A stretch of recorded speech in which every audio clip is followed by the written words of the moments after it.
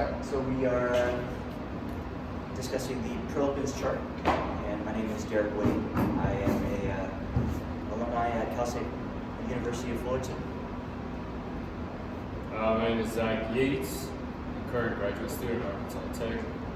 And I'm McKenna Broussard, current student here at MSU Denver.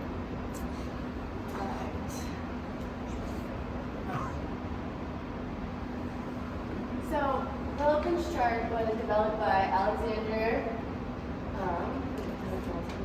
Sergovich. Prilepin's chart is a table used to represent the optimal total volume of an exercise during a single training session. So just a little look at the chart. As you can see, there's different percentage groups going along with different reps per set, and then the optimal total reps, which is the most efficient number of reps to perform, and it's right smack dab in the middle of these range of reps. One technique that is really good when trying to put one of these together is using the reverse engineering theory. So how it works is, first you're looking at, okay, what am I training for? So I'm training for A. Second, A requires B as a physiological adaptation.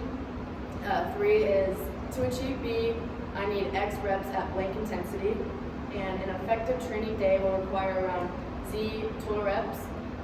Therefore, I will complete Y sets of X reps to achieve Z. So for example, let's just say we're going to be training for rugby. Rugby requires strength and power as a physiological adaptation. To achieve strength and power, I need 3 reps at 85% intensity, and an effective training day will require around 15 total reps. Therefore, I'm going to do 5 sets of 3 reps to achieve 15. And going back to this, so this is a more specified table. There's some people will make their own type of charts, but we're mainly just going to go over the earlier one we were talking about. But this one, it's a little bit more specified. You can look at, it goes less than 55% in the intensity, and then it splits up some of the ranges. And then also you can see on the right, it has a training effect, which is really good when looking at trying to plan for one of these sessions. Because if you're looking for endurance, then you just look right around there, it's pretty self-explanatory. Yeah, so one quick point with that table, Prilepin's original chart was developed for weightlifters.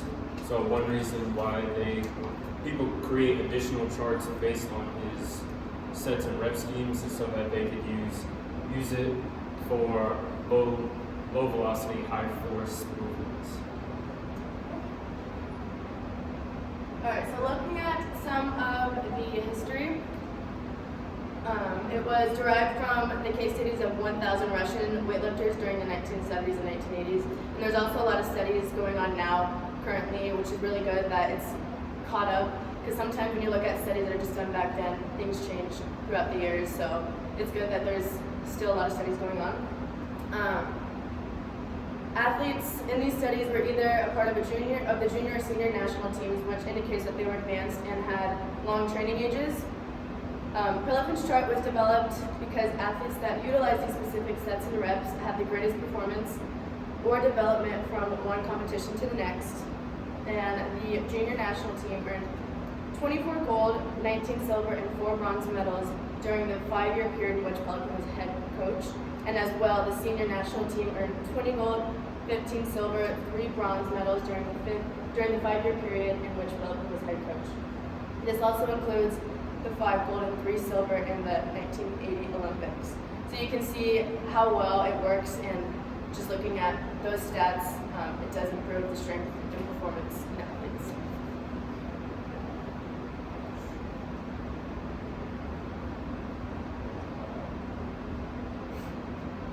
Alright, so historical use is going to kind of combine historical use and like why it works or why it's developed.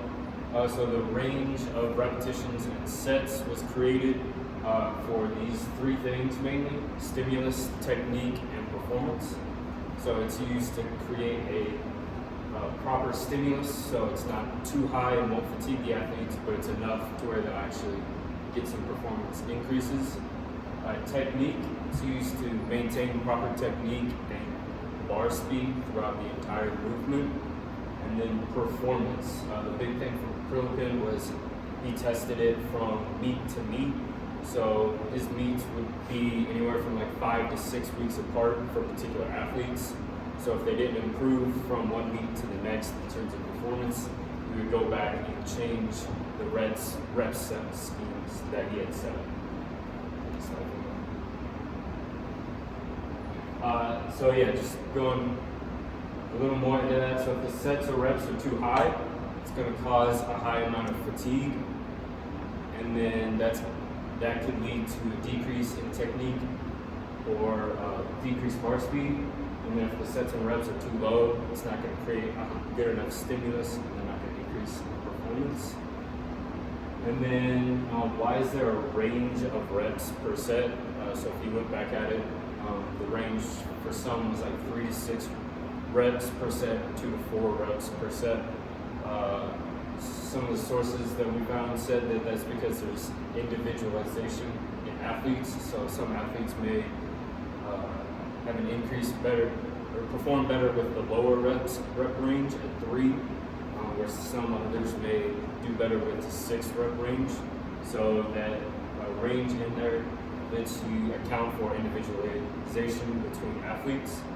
So that may be difficult for large team sports, but for what Prilepin was looking at with weightlifters, where you can set up a specific program for each individual weightlifter, it's really helpful, because he can say athlete A responds to low reps at a higher intensity, whereas athlete B responds to a little bit more reps at slightly lower intensity, so he can get that perfect balance for each of his athletes.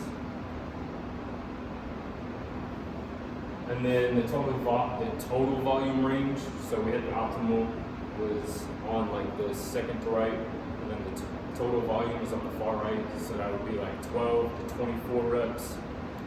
The reason that there's such a large range is so that you can adapt it based on athletic season or the athlete's fatigue. So some coaches may choose to go to the higher end of that range during the off season, where athletes aren't practicing or doing anything else, so they know that they can take the higher intensity, but then they may choose to take it all the way down to the bottom if they have a lot of practices or games or tests for that week. And then for the fatigue level, it also helps. So the optimal range is right in the middle, the optimal number of reps is right in the middle of that range. So if you prescribe for the optimal, you come in and your athlete's really hitting it, they're doing really good, you can say, you know what, go ahead and do another set, you're doing really good today. And vice versa, if they come in, they haven't been recovering, they haven't been sleeping, they haven't eaten, you can say, you know what, just forget about that last set, and they'll still be within that range, that optimal range.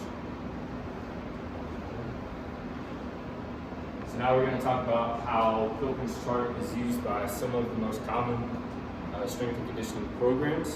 So we're going to start off with the tier system. So go ahead. So the tier system is developed by Joe Kim in the early 2000s to late 90s. He's continued to revise it as he's gotten more knowledge. But basically, he uses it in all of his cycles, but the one that he uses it the most is in the performance elite training cycle. That's when he really hones in on the Prilepin for those sets and rep schemes. So what the performance elite cycle is, it's a 4-week training cycle. The first week is a base. The second week is what he calls a loading cycle. So they'll increase either the volume or the intensity from the week before.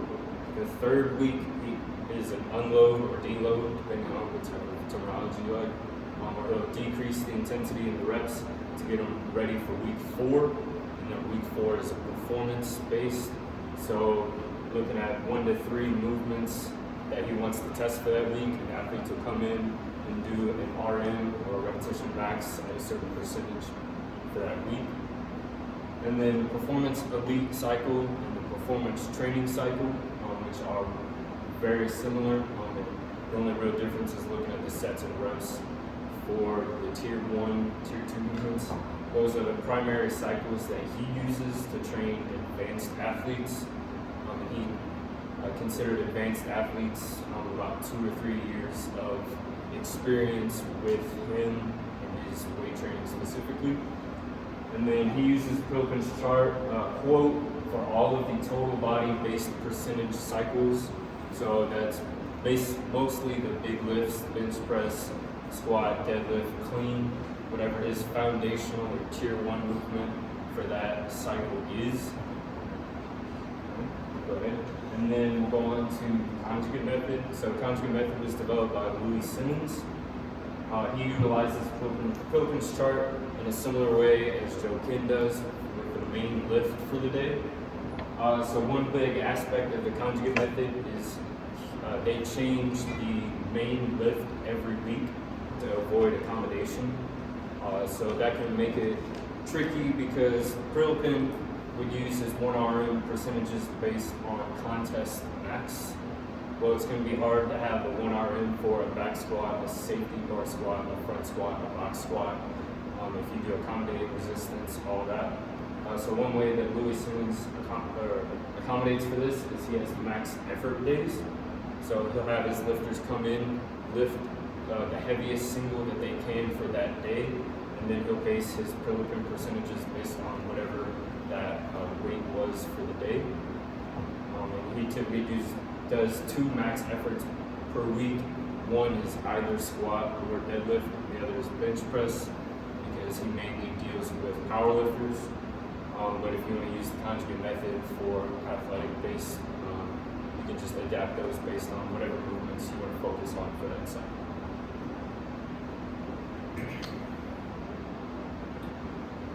All right, so now we're going to discuss the different coaches with different styles of training. So as we've done the research, we have discovered that some coaches do use the Prilepin's chart, some coaches do not. And other coaches talk negatively about it. It's just their style and their approach to training.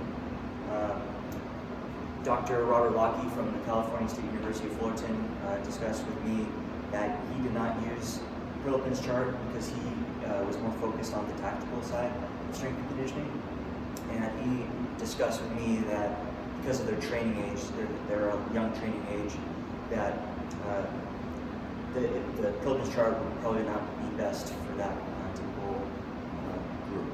So, but he has mentioned that multiple strength and conditioning coaches on the sport performance side has used it, but as far as the tactical side goes, he just shies away from it because of the training age. Also from Colorado College, Scott Caulfield has told me specifically as well that he does not use it, but speaking to Joe Ken on the coaching podcast, he did mention that Joe Ken mentions that he highly uses Prilepin's chart in his cycles of sport performance, and he's seen a lot of improvements, a lot of performance gains, and a lot of success from his programming on the tier system. Another coach, Adam Manilovich, he is the owner of Rep Max Performance. He targets mostly Olympic weightlifters. So since Prilepin did focus more on the Olympic weightlifting side, Coach Adam from Rep Max, he says he's shown a lot of success and he's seen a lot of results from his training and his Olympic weightlifting in his gym. So he uses his chart, Prilepin's chart, as a basis of the sets and rep schemes, and he's happy with the results of his athletes in his gym. Also, Scott Dixon of Z Nation, he discusses that in hypertrophy, if you're just focusing on hypertrophy, you can still use Prilepin's chart as a base of sets and rep schemes, but him and similar to other coaches, they take the basis of the Prilepin's chart and they tweak it to their own desires. So for example, Dixon, he discusses how he would create a sport performance program focusing on hypertrophy, where he would do 3-day rest weeks and focus on body parts rather than specific sport movements or pulls or pushes and stuff of that nature. And then just two others. I contacted both of the graduate assistants at Arkansas Tech. They say that they primarily use Prilepin's chart. They have similar roles as Jamal and Jordan where they run their own teams. So for those teams that they are in charge of, they say that they do utilize Prilepin's chart. And then I spoke to Dr. Michael Waller, and he says that he does use Prilepin's chart sometimes, but not always. He says he uses it as a guide. So sometimes if he's working with newer athletes, he may not use it. But one example that he gave me is that he did use it for prepping for collegiate nationals with a weightlifter that he had qualified. He was using Prilepin's chart a lot for them. And then I read an article by Greg Everett, who's the head coach of Catalyst Athletics. He posted it on their website in September 2019. And he said that he actually is not a fan of Prilepin's chart, which I thought was interesting, as he's a head weightlifting coach in the U.S. Prilepin's chart was developed from weightlifters. The reasons that he cited were some of the reasons that we're about to go over on our next slide in terms of why he didn't like to use it. Okay, great. 17 minutes. All right, so what the Prilepin's chart does not tell you, it is the basis of reps and set schemes, but it doesn't let us know about the frequency and the times per week you should be optimal training for. Obviously, it's going to change whether your adaptations or your goals. So depending on the sport you play or what time of the season it is, you could use it more frequently than not, but depending on coach to coach. Training age, Prilepin primarily worked with top-level athletes, so that was his basis of his research. So Zach mentioned earlier that he could have tweaked it depending on the athlete, whether they're optimal with less reps or more reps with higher intensity or lower intensity. But that doesn't account for the other percentage of the general population, amateur athletes, college athletes, and that such. So again, originally designed for Olympic weightlifting. We did mention before that other coaches who derive from powerlifting or sport or bodybuilding, some of them may or may not use the Prilepin's chart.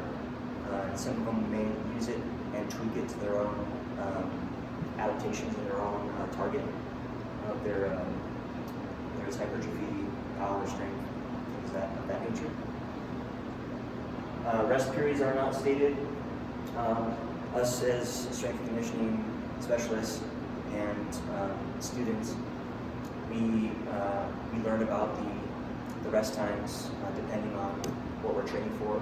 So if we're doing conditioning, obviously we have less rest periods compared to strength, maximal strength with more rest periods. But that's the good thing about the Prilepin's chart as well, is that the coaches can tweak rest times, targets, or adaptations depending on what their goals are. And no season specificity as far as sport go. So the Olympic weightlifters do train for events. They don't typically have multiple events in 1 week. So Prilepin's chart does not specify on seasons during sport. But again, that's also good for sport coaches and strength and conditioning coaches to tweak their volume and all that stuff to manage fatigue, manage performance, and their adaptations.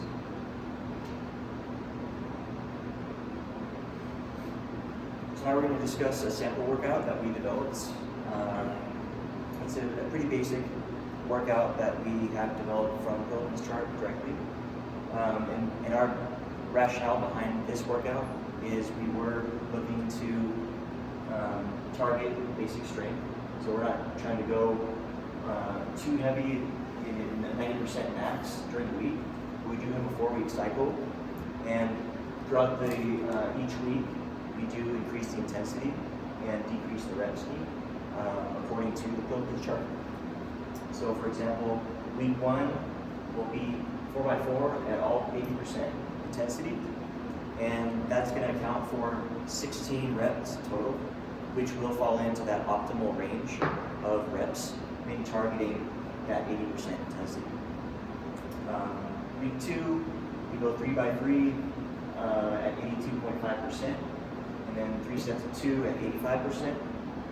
So 3 times 3 is 9, 3 times 2 is 6, that's 15 total reps for that lift. And that also falls into the optimal rep count for that percentage of intensity. Week 3, we're gradually increasing the strength. 1 set of 3 at 82.5%, 2 sets of 3 at 85%, and then we go heavier, 3 sets of 2 at 90%. And again, total reps does fall in that scheme of Prilepin's chart, the 80 to 90% range. And finally, week 4, we have our deload week, which we decrease the intensity and total, and we increase the reps. So we're going to look deeper into each day. So we had a 3-day split during each week. So one, we're going to do the back squat, and like discussed earlier, 4 sets of 80%. We have 2 warm-up sets, one at 55%, 6 reps, and one at 60%. One at 55%, 6 reps, one at 60%, 6 reps. And then we go on to the target intensity, which is 80%, 4 sets of 4. And then we have a few auxiliary exercises as well to incorporate into that first day. That second day of week 1, we're keeping the same reps and set scheme for the main lift, which is the bench press. So again, we do warm-up sets, 55 to 60%. Then we do our main lift, main intensity, 80%, on 1 set of 4. And then we have our auxiliary exercises as well. 2 minutes. And then that final day of the week, we do trap bar deadlift. Same thing, we keep it simple, 55%, 60%, and then we go to our main lift, 4x4, 80%. And then our other exercises as well.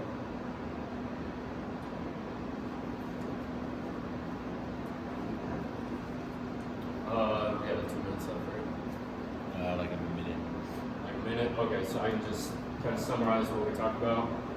So in summary, Prilepin's chart is a great guide for developing exercise programs. However, you still need a good amount of knowledge and strength and conditioning to fill out your program.